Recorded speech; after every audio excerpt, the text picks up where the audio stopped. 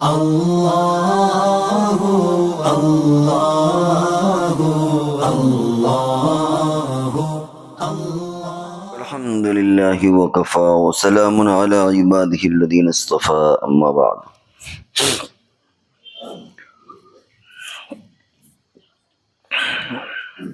یہ رجب کا مہینہ چل رہا ہے اور اس میں ایک رات ہے جس میں رسول اللہ صلی اللہ علیہ وسلم کو معراج ہوئی۔ اسلامی تاریخ میں دو راتوں کا تذکرہ آتا ہے، ایک تو لیلۃ القدر جو رمضان میں ہے، جس میں قرآن اتارا گیا، انا انزلناہ فی لیلۃ القدر، ہم نے قرآن کو لیلۃ القدر میں اتارا۔ اور دوسری یہ رات ہے جس میں رسول اللہ صلی اللہ علیہ وسلم کو معراج حاصل ہوئی۔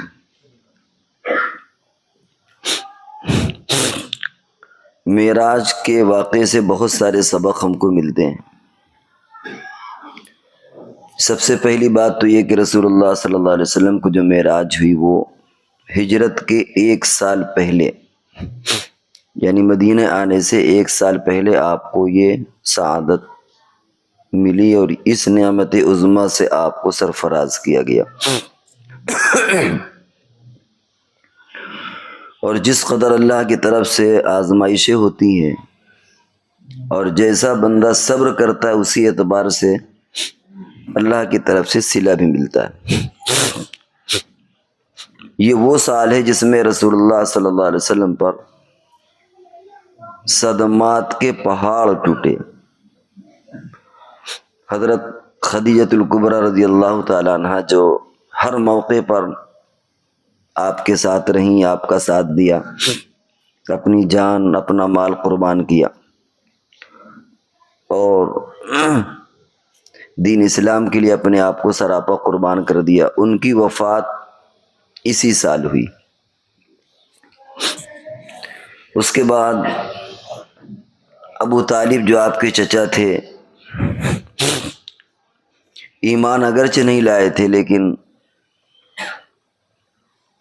قدم قدم پر رسول اللہ صلی اللہ علیہ وسلم کا ساتھ دیا انہوں نے، ان کا بھی انتقال اسی سال ہوا۔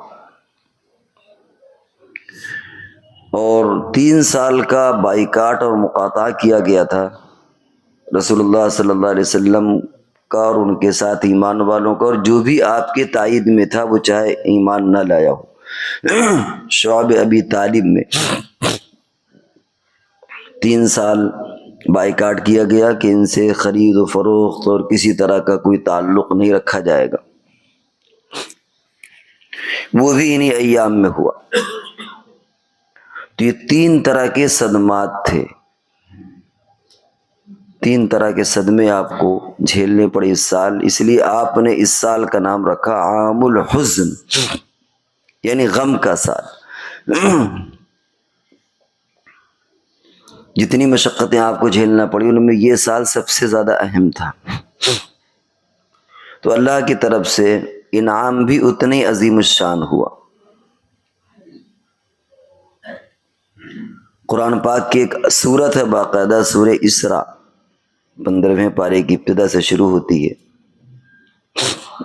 اللہ رب العزت نے اس واقعے کو بیان فرمایا، سبحان الذی اسریٰ بعبدہ لیلا من المسجد الحرام الی المسجد الاقصی۔ اس سورت کی ابتدا سبحان سے کیا، یعنی اللہ کی ذات پاک ہے نقائص سے، کمزوریوں سے، ہر طریقے سے قدرت حاصل ہے۔ اور اس لفظ سے اس لیے انتخاب فرمایا گیا کہ ہو سکتا ہے کہ اس واقعے معراج کو بہت سارے لوگ جھٹلائیں کہ ایسا کیسے ہو سکتا ہے کہ ایک شخص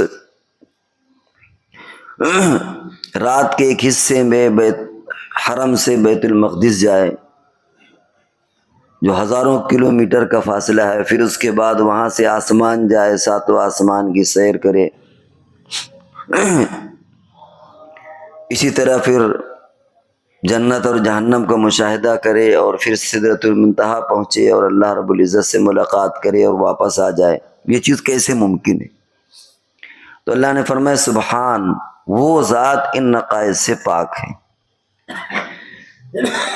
یہ اس زمانے میں سواری کا تذکرہ ہے جبکہ لوگ گھوڑا، بیل گاڑی، اونٹ، بس یہی ان کی سواری کی معراج تھی۔ کوئی سائیکل اور موٹر سائیکل اور کاریں بھی نہیں جانتا تھا۔ اب تو اتنی تیز رفتار سواریاں نکل آئی ہیں، اور سائنس یہ کہتی ہے کہ بھائی سواری کی تیز رفتاری کی کوئی مقدار نہیں ہے، انسان روشنی کی طرح تیز سفر کر سکتا ہے۔ لیکن اس زمانے میں تو ظاہر ہے کہ پیدل چلنا اور یہ سواریاں جو جانوروں کے ذریعے سے سواریاں ہوتی تھی تو یہ اور زیادہ سمجھنا مشکل تھا۔ آج تو اتنا کم سے کم سمجھا جا سکتا ہے مشاہدے کے طور پر کہ آدمی 2-2.5 ہزار کلومیٹر جائے اور واپس آ جائے، چند گھنٹوں میں ہو جائے گا، اگرچہ آسمانوں کی سیر ابھی بھی مشکل ہے انسان کے لیے۔ تو اللہ رب العزت فرماتے سبحان، پاک ہے وہ ذات۔ اپنے اوپر قیاس مت کرنا کیسا کیسے چلیں گے اور کس طرح ہوگا۔ وہ ذات پاک ہے جو اپنے بندے کو لے گئی۔ حضور علیہ السلام نے کبھی یہ دعویٰ نہیں کیا کہ میں گیا تھا۔ اللہ تعالیٰ فرماتے ہیں سبحان الذی اسریٰ، جو اپنے بندے کو راتوں رات لے گئی۔ یعنی اگر کسی کو اعتراض کرنا ہے تو اللہ کی قدرت پر اعتراض کرے، حضور صلی اللہ علیہ وسلم پر اور آپ کے معراج پر اعتراض کرنے کی ضرورت نہیں ہے۔ اگر وہ اللہ کی قدرت پر اعتراض کر سکتا ہے تو کرے۔ اور اللہ نے تو اس کائنات میں ایسے ایسے سیارے بنائے ہیں کہ جن کی رفتار فی سیکنڈ کروڑوں میل کی ہوتی ہے، فی سیکنڈ کروڑ۔ یہ تو انسان آج کی سائنس مشاہدہ کر کے بتا رہی کہ بھائی ایسے ایسے سیارے آپ کے عالم میں موجود ہیں، سیکنڈ میں کروڑوں اربوں میل چل لیتے ہیں، وہ بھاگ جاتے اتنے بھاری بھرکم ہوتے ہوئے۔ تو سبحان الذی اسریٰ بعبدہ، وہ ذات جو اپنے بندوں کو راتوں رات لے گئی مسجد اقصیٰ سے، مسجد حرام سے مسجد اقصیٰ سواری کے ذریعے سے۔ پھر وہاں سے معراج سیڑھی لگائی گئی ہو یا نور کی سیڑھی ہو، بہرحال اللہ بہتر جانے اس کی شکل کیا ہوئی۔ وہاں پہنچے، زمین آسمانوں کی سیر کی، پھر سدرۃ المنتہا پہنچے، وہاں سے ایک اور سواری جسے رفرف کہا جاتا ہے وہ آئی، اور وہ جا کر کے وہ بھی ایک حد پر رک گئی۔ اس کے بعد حضور علیہ السلام آگے گئے اور پھر اللہ سے راز و نیاز کی باتیں ہوئیں، اور بہرحال وہ انسانوں کے سمجھ سے باہر کی چیز ہے، لیکن اتنی بات یقینی ہے کہ حضور علیہ السلام کو معراج ہوئی۔ معراج میں جہاں بہت سارے سبق ملتے ہیں وہاں یہ بھی ہے کہ بنی اسرائیل کی تاریخ سے عبرت حاصل کی جائے، چونکہ بنی اسرائیل کا بھی ذکر، اس کا نام بھی بنی اسرائیل بھی، سورہ اسراء دونوں اس کا نام ہے۔ اس سورت کا نام سورہ اسراء بھی ہے، اسراء کہتے ہیں راتوں رات لے جانا، اور اس سورت کا نام بنی اسرائیل بھی ہے، 15ویں پارے میں جو شروعات پہلی والی سورت ہے۔ اس میں بنی اسرائیل کے بھی واقعات کو بیان کیا گیا ہے کہ اللہ نے تمہیں ایسے نبی کی امت میں پیدا کیا اور اس نبی کو ان اعزازات سے نوازا۔ دیکھو بنی اسرائیل کے حالات پر ذرا غور کر لینا کہ جب ان کو مصر سے نکالا گیا تھا، غلامی سے نکل کر کے آئے اور آزاد ہوئے، تو بہت سارے معاہدے انہوں نے کیے تھے موسیٰ علیہ السلام سے، لیکن کوئی معاہدہ انہوں نے پورا نہیں کیا، سارے معاہدے انہوں نے توڑ دیا۔ اسی طریقے سے سورت میں اس کا بھی ذکر ہے وَلَا تَزِرُ وَازِرَةٌ وِزْرَ أُخْرَىٰ، کہ ہر انسان اپنا بوجھ اٹھائے گا قیامت میں۔ ایسا نہیں کہ گناہ کوئی کرے بھرے کوئی، اور وہ انفرادی اعتبار سے ہو، قومی اعتبار سے، اجتماعی اعتبار سے ہو، ہر انسان اپنا بوجھ اٹھائے گا، دوسرے کا بوجھ وہ نہیں اٹھائے گا۔ اور ہر انسان کی ایک خود اخلاقی حیثیت ہے، خود اس کا ایک وجود ہے، اور بہت سے ضابطوں میں اپنے وجود کو اسے کسنا ہے، ان میں فٹ کرنا ہے، تب وہ کہیں کامل انسان تیار ہوگا۔ اسی طریقے سے اس میں ایک اور نصیحت کی بات جو ہے وہ یہ کہ معاشرے میں بگاڑ بڑے لوگوں کے ذریعے سے آتا ہے، مالداروں کے ذریعے سے معاشرے میں بگاڑ پیدا ہوتا ہے۔ جب اللہ ان کو دولت دیتا ہے اور وہ ریل پیل ناجائز طور پر دولت کو خرچ کرتے ہیں، غلط کام کرتے ہیں، تو پھر ان کو دیکھا دیکھی دوسرے لوگ بھی وہی سب گناہ اور خرافات کرتے ہیں، حالانکہ ان کے استعداد میں وہ چیزیں نہیں ہوتی۔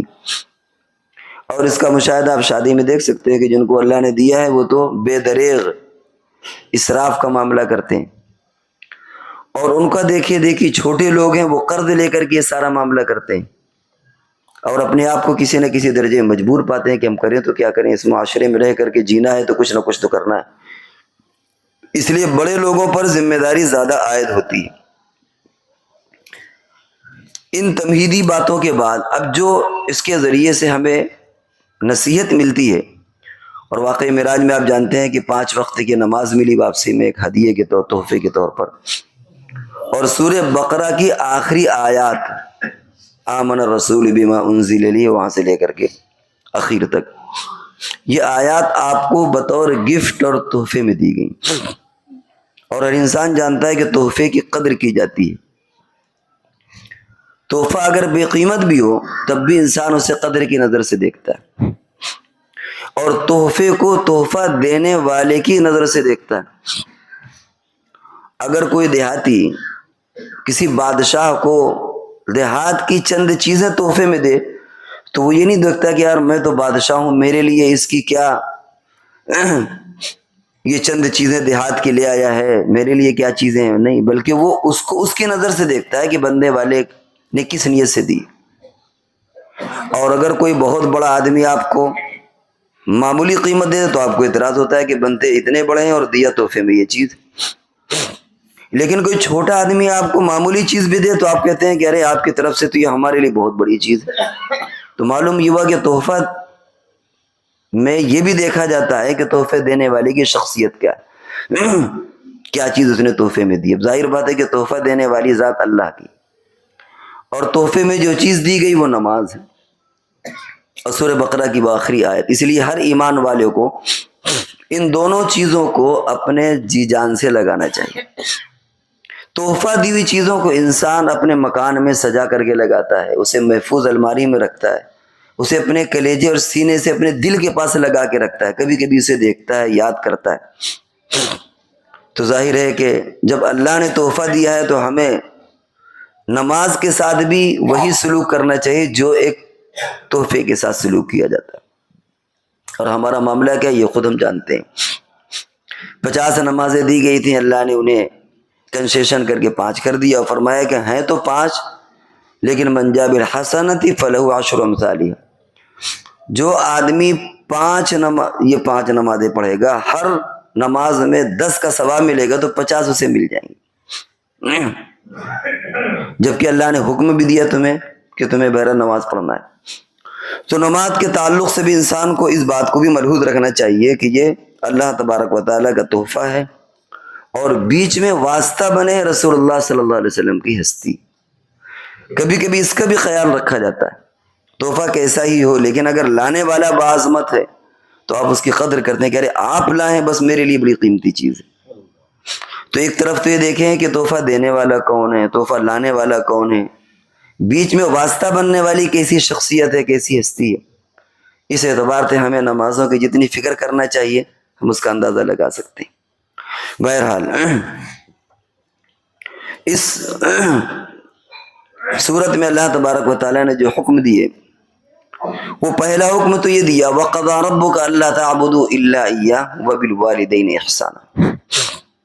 سب سے پہلے تو یہ حکم دیا کہ دیکھو ایک اللہ کی عبادت کرو، توحید، اللہ کے سوا کوئی نہیں ہے۔ جب تمہارا یقین اللہ پر ہوگا تو پھر تمہیں دنیا سے خوف نہیں ہوگا۔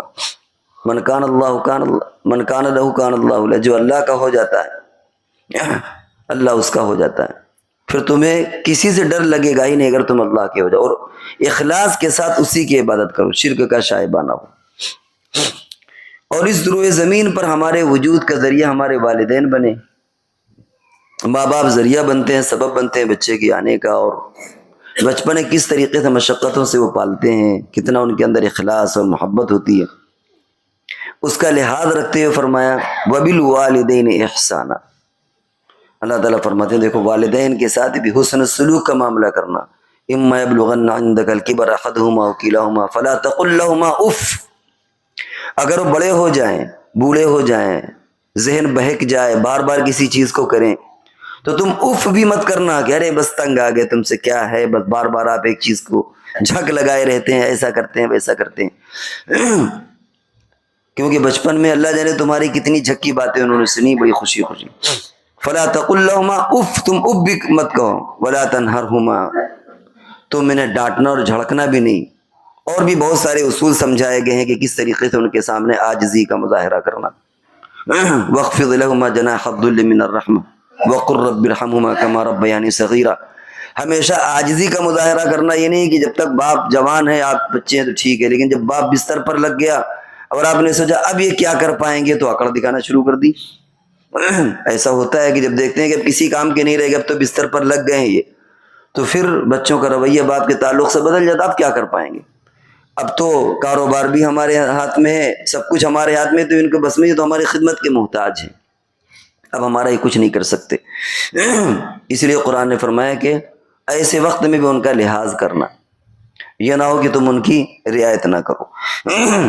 وَقُلْ لَهُمَا، اور تم ان کے لیے دعائیں بھی کرتے رہنا، زندگی میں بھی اور موت کے بعد بھی۔ رب ارحمہما کما ربیانی صغیرا، یا اللہ ان پر زندگی میں بھی اور مرنے کے بعد بھی ان پر رحم کا معاملہ کرنا، جیسا کہ انہوں نے بچپن میں میرے ساتھ رحم کا معاملہ کیا تھا۔ اسی طریقے سے اس میں ایک اور ہدایت اس صورت میں دی گئی ہے کہ تم اپنی معاشرتی زندگی کو بہتر بناؤ، ایک دوسروں کا تعاون کرو، مدد کرو۔ اسی طرح ایک اور حکم دیا گیا ہے کہ دولت کا غلط استعمال مت کرو، ولا تبذروا ان المبذرین کانوا اخوان الشیاطین، کہ دیکھو ولا تبذر تبذیرا، کہ تم اسراف اور فضول خرچی مت کرو، ان المبذرین کانوا اخوان الشیاطین، یہ جو ہوتے ہیں فضول خرچی کرنے والے ہوتے ہیں، یہ شیطان کے بھائی ہیں۔ رسول اللہ تبارک و تعالیٰ نے انہیں شیطان کا بھائی قرار دیا، اور اس میں بھی اعتدال کا حکم دیا ہے کہ نہ تو اس طرح ہو کہ انسان کا ہاتھ بالکل بندھا رہے، بخل کا معاملہ کرے، اور نہ اتنا زیادہ کہ بعد میں تنگ ہو جائے۔ ولا تبسطها كل البسط فتقعد ملوما محسورا، نہ بالکل بخل کا معاملہ ہو کہ جہاں خرچ کرنا ہے وہاں بھی خرچ نہ کرے آدمی، اور اس کا نام یہ دے کہ کفایت شعاری ہو رہی ہے، قناعت کا معاملہ ہو رہا ہے، کفایت شعاری ہو رہی ہے۔ بخل اور کفایت میں بھی بہت باریک سا فرق ہے، ذرا سا آپ ادھر جائیں گے تو بخل کی کیٹیگری میں آ جائے گا، اور تھوڑا سا سرحد ادھر آئیں گے تو وہ کفایت شعاری میں۔ کبھی آدمی بخیل ہوتا ہے اور اسے نام کفایت شعاری دیتا ہے۔ اسی طریقے سے سخاوت اور اسراف میں بھی بڑا معمولی سا فرق ہے، کبھی آدمی اپنے اسراف کو سخاوت کا نام دے دیتا ہے، بہت سخی ہے، آپ دیکھیے شادیوں میں اتنے کھانے اس نے چلوا دیے، بڑا سخی ہے، بڑا فیاض ہے،